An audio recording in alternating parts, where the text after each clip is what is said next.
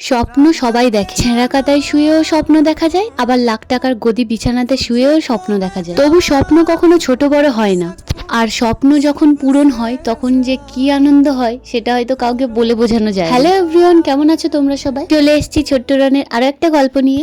এই দিনটা ছিল বুদ্ধ পূর্ণিমার দিন। দিনটা যেহেতু খুবই ভালো ছিল, তাই আমরা সবাই মিলে বেরিয়ে পড়েছিলাম গাড়ি দেখার উদ্দেশ্যে। আর হ্যাঁ, তোমাদের আর একটা কথা বলে রাখি, গাড়িটা কিন্তু আমি কিনছি না, গাড়িটা কিনছে আমার দিদি ভাই। হ্যাঁ, আমারও স্বপ্ন যে আমিও একটা গাড়ি কিনবো, কিন্তু জানি না আদেও কখনো গাড়ি কিনে উঠতে পারবো কিনা। যদি তোমাদের ভালোবাসা পাই আর ভগবান যদি চায়, নিশ্চয়ই একদিন একটা গাড়ি কিনতে পারবো। আর একটা কথা, এই ভিডিওটা দেখার পর অনেকে আবার কমেন্ট করতে চলে আসবে, তোমাকে বেকার লাগছে, পেটনি লাগছে, শাকচুন্নি লাগছে, এত রোগা হয়ে গেছো।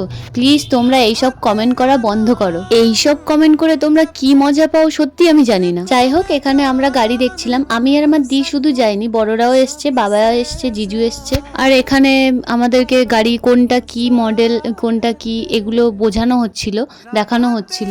আমরা শুধু একটা দোকান দেখিনি, আরো 2-3টে দোকান দেখেছিলাম। তো কোন গাড়িটা নেওয়া হয়েছে নেক্সট ভিডিওতে তোমাদেরকে দেখাচ্ছি।